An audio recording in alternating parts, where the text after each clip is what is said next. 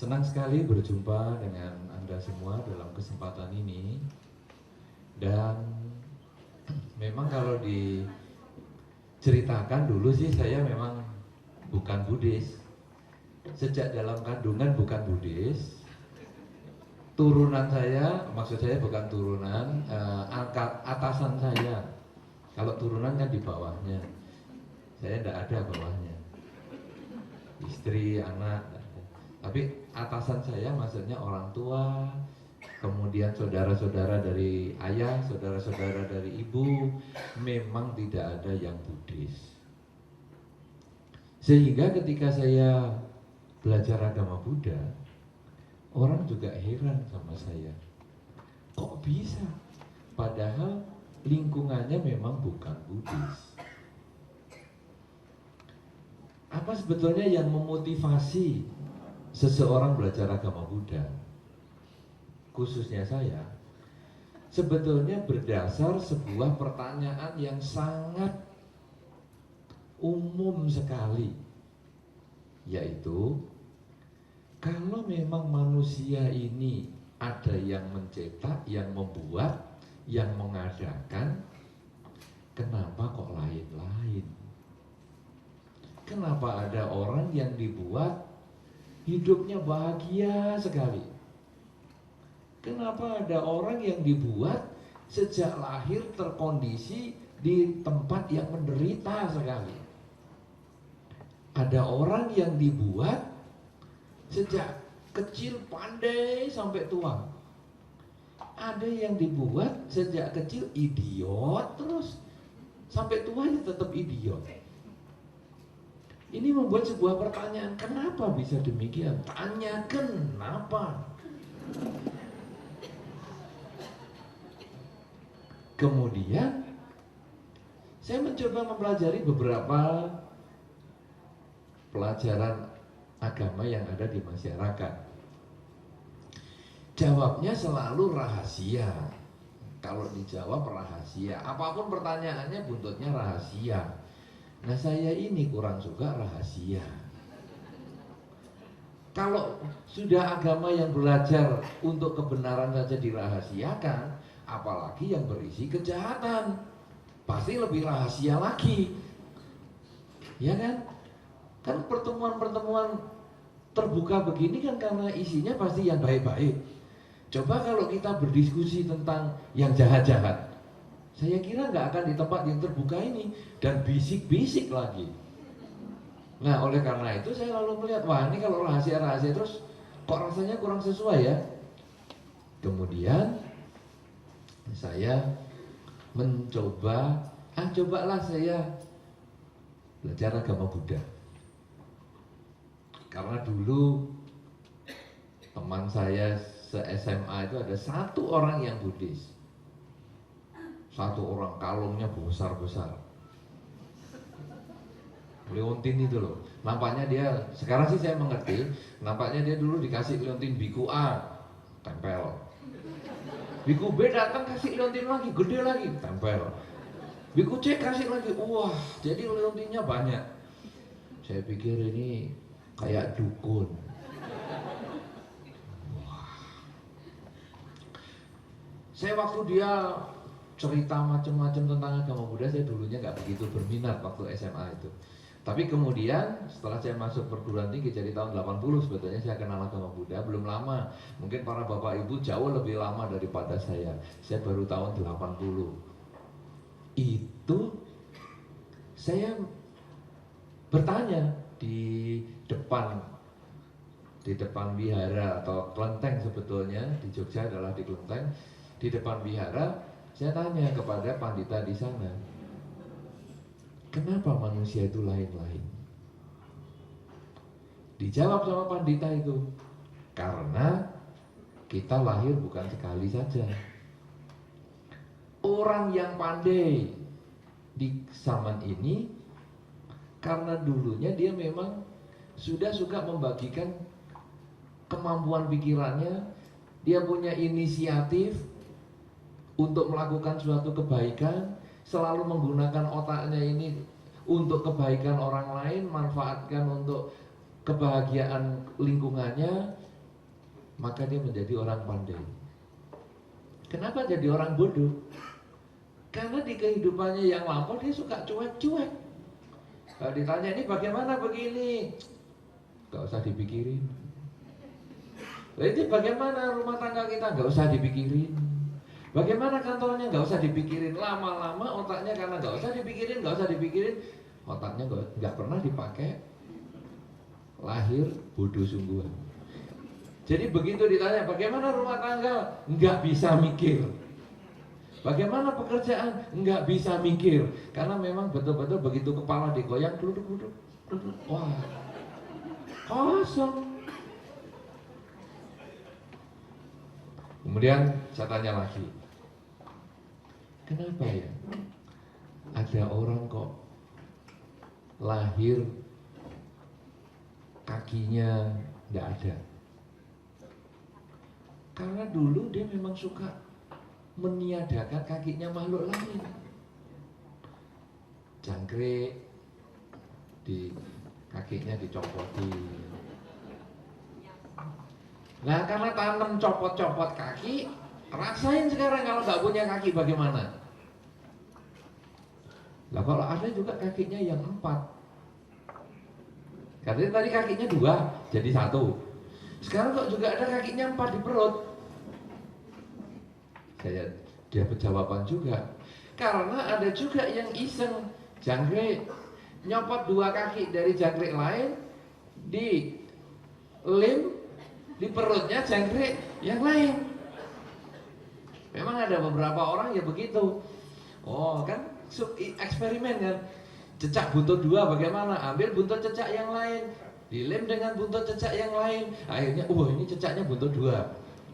Akhirnya ya coba rasain kalau di perut juga ada kakinya bagaimana. Kemudian pertanyaan itu terus saya tanya macam-macam, ada jawabnya semua. Kemudian pertanyaan yang berikut, bagaimana membuktikan kalau ada kehidupan yang dulu? Karena kalau cuman nggak bisa dibuktikan, ya itu nanti jadinya rahasia lagi. Nah biasanya kemudian buktinya meditasi. Orang kadang meditasi kemana? Yang dulu mana? Tidak ketemu.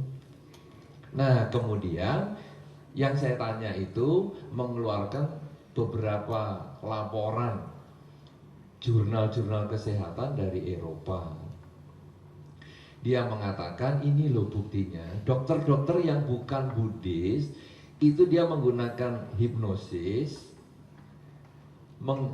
menghipnosis seseorang, kemudian orang ini bisa ditanyain, kamu ingat gak dulu waktu masih kecil? Kamu ingat gak dulu waktu masih bayi? Kamu dulu ingat gak sebelum dilahirkan sekarang? Dan seterusnya dan seterusnya. Akhirnya terbukti mereka yang dulunya misalnya menyiksa makhluk, sekarang akhirnya hidupnya juga kurang bagus. Mereka yang dulunya banyak berbuat baik, sekarang hidupnya bahagia. Nah itu sebetulnya yang membuat saya pertama kali ternyata agama Buddha ini bisa dibuktikan, bukan isinya rahasia. Kalau demikian saya ingin belajar. Nah kemudian saya mencoba belajar, tiap hari belajar, dan makin dipelajari makin menyenangkan. Karena ternyata di dalam Dhamma ini apa saja bisa menjadi pelajaran. Saya berangkat dari muka yang beda-beda. Kenapa? Karena saya melihat di dalam kehidupan saya, waktu sekolah, waktu apa, selalu disuruh oleh orang tua belajar biar pinter. Semua anak disuruh belajar yang pinter. Jadi kalau dirinya tidak pinter di kelas, itu kemudian noleh ke kanan dan noleh ke kiri. Kenapa ya kok aku nggak pinter? Ini kan terjadi perbedaan awal ketika saya masih kecil seperti itu. Dan kenapa saya belajar ngotot, belajar mati-matian, tetap nggak pinter-pinter. Teman saya yang santai-santai, baca komik, kok lebih pinter.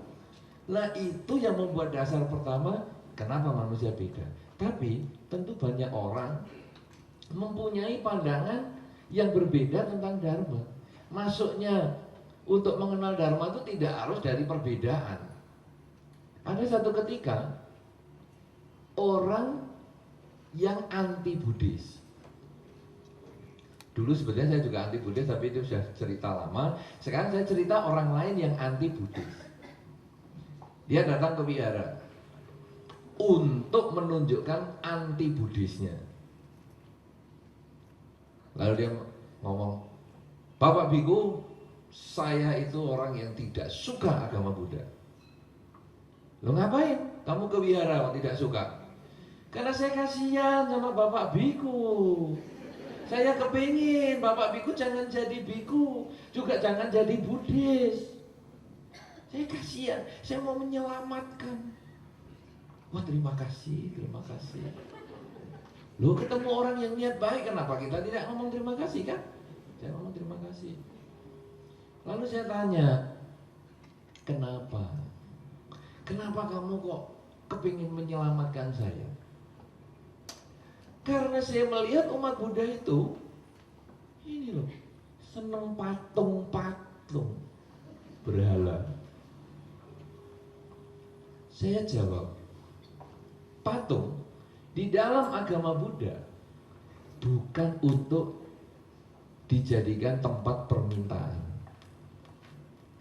Kalau orang bisa minta selamat kepada patung, saya yakin waktu patungnya digoyang gempa, dia bisa lompat. Pasti dia bisa menyelamatkan dirinya dulu sebelum menyelamatkan orang lain.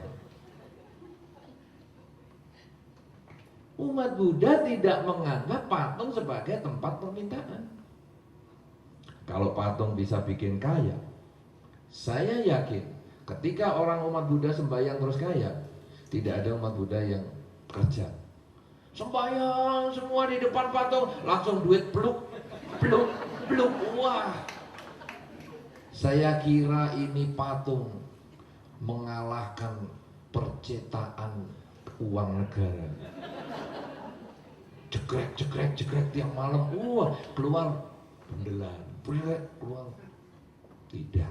Kita umat Buddha tidak begitu. Itu ada yang sembahyang minta obat. Wah, ini patung bisa sekolah kedokteran nampaknya ini. Orang sakit sembahyang sembuh, tidak perlu ke rumah sakit. Wah, saya katakan bukan demikian. Umat Buddha melihat patung Buddha itu sebagai lambang. Lambang apa ini? Lambang semangat hidup. Pangeran Siddhartha yang dari India, anak raja, meninggalkan istana untuk mencapai cita-citanya. Setiap orang pasti punya cita-cita. Setiap orang pasti punya keinginan. Dan untuk mencapai keinginan itu, dia membutuhkan perjuangan. Pangeran Siddhartha meninggalkan istana, dia untuk mencapai cita-citanya butuh 6 tahun lamanya. 6 tahun berusaha, 6 tahun berjuang dengan keras, dengan mati-matian. Dan akhirnya tercapai kesucian. Itu kalau umat Buddha melihat patung Buddha, apa yang dia inginkan? Dia melihat itu sebagai contoh. Kalau saya punya keinginan, mau usahanya lancar, mau punya pasangan hidup, mau punya apa saja misalnya, saya melihat patung Buddha itu, begitu ada kesulitan, wah kok sulit ya, kerja kok gak sukses-sukses ya. Ya, Pangeran Siddhartha saja 6 tahun berani berjuang, apalagi saya harus berjuang. Jadi begitu lihat patung Buddha, semangat yang loyo-loyo itu akhirnya bangkit. Aku harus berjuang. Itu sebetulnya patung Buddha. Jadi kalau orang yang sakit sembahyang, itu bukan minta obat, tapi saya harus berjuang menemukan dokter yang hebat. Kemana saja saya harus berusaha. Jangan sampai terus saya minta pada patung supaya sembuh, tapi saya berjuang. Karena apa? Karena Pangeran Siddhartha saja berani meninggalkan istana, berani meninggalkan kesenangan untuk mencapai keberhasilan. Nah, orang sakit meninggalkan kesenangan itu apa? Ya disuntik sana, disuntik sini, diperiksa sana, diperiksa sini. ya sudah, untuk mencapai hasil. Nah, ketika kita mengalami kesulitan dalam pekerjaan, melihat patung Buddha, bukan sembahyang minta rezeki sehingga, loh kok saya sudah sembahyang habis-habisan, dupanya sudah banyak, kok duitnya nggak keluar-keluar di meja sembahyang ini, malah tikus yang datang, kecoa lah, cicak lah. Bukan. Tapi kita lalu berpikir, loh Pangeran Siddhartha saja 6 tahun berani berjuang, meninggalkan kebahagiaan yang di istana. Berarti kalau saya mau sukses dalam pekerjaan, saya harus meninggalkan kesenangan saya, kencangkan ikat pinggang, terus kerja, berjuang, sukses. Nah, ini sebetulnya patung Buddha sebagai lambang. Lalu ngapain? Pakai dukun. Itu kan pekerjaan dukun. Karena saya kalau pergi ke dukun-dukun, katanya si orang yang anti Buddhis tadi, setelah saya terangkan patung Buddha, dia mengerti, lalu dia mencoba yang lain. Nah, itu apa gunanya? Dupa. Dupa itu kan jelas pekerjaannya demit, pekerjaannya setan, pekerjaannya iblis. Saya katakan, umat Buddha pakai dupa itu juga punya lambang, bahwa seperti dupa yang wangi, umat Buddha itu harus melihat tindakannya dia. Mampu nggak dia setelah memasang dupa yang wangi sehingga harumnya semerbak ke seluruh ruangan itu, mampu nggak dirinya itu juga mewangikan lingkungannya? Dupanya 3. Kenapa? Karena ini mewakili pikiran, ucapan, perbuatan. Jadi ketika seorang umat Buddha memasang dupa 3, itu artinya mampu nggak pikiran, ucapan, dan perbuatan saya ini diarahkan untuk mewangikan ruangan, mewangikan lingkungan saya. Jadi kepada orang tua saya juga selalu mewangikan dengan pikiran yang baik, ucapan baik, perilaku yang baik. Kepada teman juga demikian, kepada teman kerja, bahkan kepada musuh sekalipun begitu. Karena asapnya dupa itu tidak milih musuh. Jadi kamu tadi kan yang anti Buddhis, waktu saya pasang dupa, itu tidak asapnya itu begitu lihat hidungmu, oh ini anti Buddhis ya, belok dia, cari yang lain. Tidak, kamu anti Buddhis, tetap hidungmu dimasuki dupa. Saya yang Buddhis, tetap hidung saya juga masuk, dan dupanya juga tidak milih. Oh ini biku nih, hidungnya masuknya lebih banyak, dupanya biar berkah katanya. Ini kamu kan anti Buddhis, belokkan. Tidak. Asap dupa itu kemana saja sama masuknya. Artinya seorang umat Buddha ketika sembahyang itu kemudian berpikir, apakah perilaku saya, ucapan saya, dan pikiran saya ini bisa tidak membedakan kebajikannya ini baik kepada mereka, saudara kita, keluarga kita, teman kita, orang yang tak dikenal, bahkan musuh kita. Tidak akan kita bedakan kebajikannya. Nah itulah dupa. Lah itu kembang-kembang, itu kan juga kerjaannya demit, dukun. Salah. Kembang itu menunjukkan waktu, bahwa kebajikan kita itu ada umurnya. Hari ini kembangnya bagus, ini kembang sungguhan, ya bagus. Karena saya sering kalau ceramah kembangnya karet atau kembangnya plastik. Kalau ini asli. Kembang yang asli ini mekar indah, tapi besok layu dia dibuang. Artinya ini ada umur. Ketika dia bagus, ketika dia mekarnya indah, dia diletakkan di tempat yang paling bagus. Demikian pula diri kita. Ketika diri kita masih indah, ketika diri kita masih kuat, ketika diri kita masih sehat, pikiran, ucapan, dan perbuatan berikan yang terbaik kepada lingkungan kita, siapapun juga. Karena begitu kita seperti bunga yang layu, langsung sudah tidak bisa apa-apa di tempat tidur, langsung napas pun juga lupa, kita cuma dibuang. Ya kan? Anda sudah pernah bertemu dengan orang yang tak bermanfaat? Napas saja sudah tidak ada, kan tidak disimpan, dibuang. Sama dengan bunga, dibuang. Demikian pula seseorang yang sudah tak ada nafas, orang yang sudah meninggal juga demikian. Maka ketika kita meninggal dunia, kita sudah tidak ada artinya lagi, kita akan dibuang. Nah, mumpung masih segar, mumpung masih sehat, begitu kita melihat bunga di altar, mumpung masih segar, masih sehat, masih kuat, ayo isi pikiran dengan yang baik, ucapan baik, perilaku baik. Nah, akhirnya orang yang anti Buddhis ini mulai tahu, ternyata agama Buddha ini altarnya bukan sembahyang setan. Altarnya ini pelajaran. Sehingga setiap kali umat Buddha memasang dupa, dia ingat perilakunya supaya menjadi lebih baik. Ketika dia melihat bunga, dia ingat waktunya bahwa kematian akan selalu datang. Kita harus mengisi hidup ini dengan kebaikan. Nah, sejak itu dia sudah tidak memusuhi agama Buddha. Masalah dia tidak jadi Buddhis itu urusan dia. Karena di dalam Dharma, seseorang mau belajar Dharma, tidak harus dia menjadi seorang umat Buddha. Orang boleh melaksanakan Dharma tanpa mengaku dirinya agama Buddha pun tidak masalah. Kenapa? Karena yang penting di dalam Dharma adalah perubahan pikiran menjadi orang yang lebih baik. KTP-nya Buddhis 3 kali, kemudian sudah mengumpulkan foto-foto dengan biku yang banyak sekali. Di beberapa tempat saya melihat rumah orang dipajang dengan foto biku bermacam-macam. Padahal biasanya saya melihat foto dia salaman dengan presiden, foto salaman dengan menteri, foto salaman dengan Pak Camat, foto salaman dengan calon mertua. Ini foto dengan biku ini, biku itu, wah senang sekali. Tapi kalau perilakunya belum berubah, dia bukan Buddhis. Dia masih KTP-nya yang Buddhis. Tapi walaupun dengan biku sekalipun tidak ada yang dikenal, kemudian tata upacara seperti yang tadi dibaca itu juga nggak ngerti, gitu. Tadi kan membaca Dhammapada, apa ini? Ya, saya dulu juga begitu. Waktu pertama saya membuka buku agama Buddha, ini tulisan kok ngumpul semua, ini apa ini?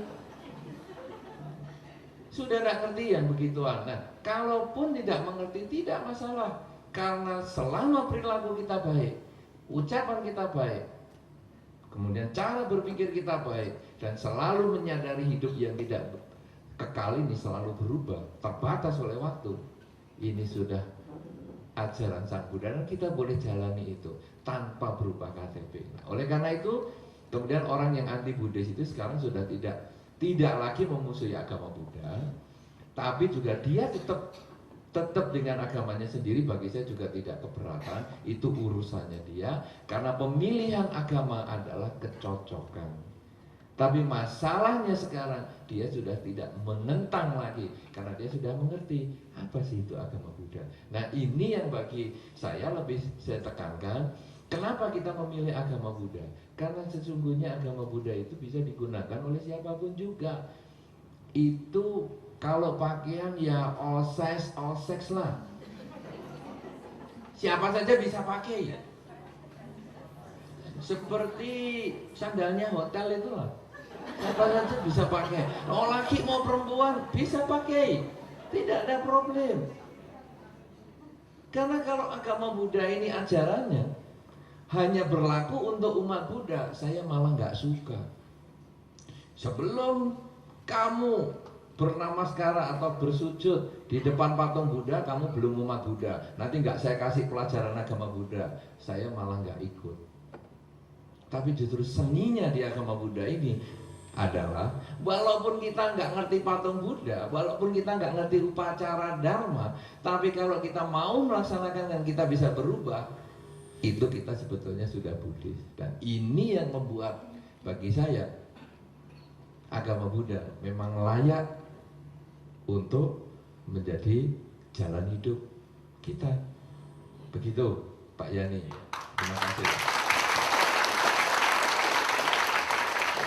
Ya, baik, terima kasih, luar biasa sekali penjelasan Bante. Tapi ya sebelum kita lepas ke audiens, mohon maaf Bante, ini agak pribadi sedikit. Apakah ada tentangan Bante dari keluarga terutama sampai Bante meninggalkan agama yang lain yang dulu terus sampai sekarang menjadi biku gitu? Pasti ada kendala-kendala itu. Kalau tentangan pemilihan agama tidak ada. Karena saya dari kecil kan suka bertanya-tanya tentang agama dan kemudian suka belajar agama di mana-mana. Jadi pindah agama itu sudah rutinitas, ya. Nah, sehingga waktu ibu saya melihat saya belajar agama Buddha, bagi dia juga itu hal yang biasa. Ya, paling 2 bulan lagi juga ditinggal. Ya. Tapi ketika saya berniat menjadi biku, itu yang problem. Karena di keluarga kami tidak ada sejarah orang yang tidak kawin. Jadi ketika ibu saya bertanya, saya ngomong, saya mau jadi biku loh. Loh, di dunia ini manusia diciptakan berpasang-pasangan. Lalu saya jawab, lah kenapa tetangga kok nggak kawin? Sampai tua jenggotan kok tidak kawin? Mana pasangannya dia? Si itu kenapa sudah tua kok juga nggak kawin? Si lama juga itu. Yang lain-lain saya tunjukkan. Dia nggak bisa ngomong. Nah, artinya orang lain kan juga tidak mengatakan hidup itu manusia diciptakan pasangan-pasangan, karena perkawinan itu adalah pilihan, bukan keharusan. Nah, kemudian itu pertama saya sampaikan demikian. Kemudian yang kedua, dia memang keberatan. Waduh, nanti nggak bisa ketemu kalau jadi biku. Bisa. Jadi biku kan bukan hilang langsung pindah alam. Nanti tetap bisa ketemu, tenang-tenang saja gitu. Nah, tapi bagaimana ini? Kamu kan nggak bisa berbakti kepada orang tua. Saya jawab, berbakti kepada orang tua itu tidak harus punya anak. Karena ada satu konsep bakti, orang itu menikah dan punya anak, kan begitu. Ya, melanjutkan keturunan dan seterusnya. Saya ngomong, kalau menikah dan punya anak kemudian jadi penjahat, kamu malah stres loh. Saya tidak menikah, tapi kan jadi orang baik. Apa kamu stres kalau saya jadi orang baik? Apa kamu senang kalau saya jadi orang jahat? Menjadi biku itu jadi orang baik, kenapa kamu tangisi? Apa saya suruh jadi penjahat biar tidak kamu tangisi? Dia diem. Nah, kemudian saya jawab lagi, kalau punya istri dan punya anak, itu hanya membahagiakan kamu dan membahagiakan keluarga mertua. Tapi kalau menjadi biku, itu membahagiakan banyak mertua, banyak istri, banyak suami, dan lain-lain. Kenapa demikian? Karena memang menjadi biku kan pelayanan sosial. Orang yang stres sama mertua ya cerita, mertua yang stres sama menantu ya cerita, anak yang stres sama orang tua cerita, orang tua stres punya anak juga cerita, dan endingnya jadi biku kan mencoba memberikan solusi. Nah, saya katakan, seandainya kamu punya uang 1.000 rupiah, bisa beli roti di satu toko ini 1, lalu di toko sebelah itu 10, kamu mau beli roti di mana? Ya mesti beli yang 10. Nah, itu dia. Kan logis itu. 1.000 rupiah kalau cuma 1, yang sebelah ini 10 dengan kualitas yang sama loh. Bukan yang sebelah ini palsu. Kan kamu pasti beli yang 10. Nah, saya sebagai biku, kalau saya kawin, itu saya seperti kamu punya uang 1.000 beli roti di satu toko. Dapat 1 aja. Untuk membahagiakan istri sendiri, anak sendiri, mertua sendiri.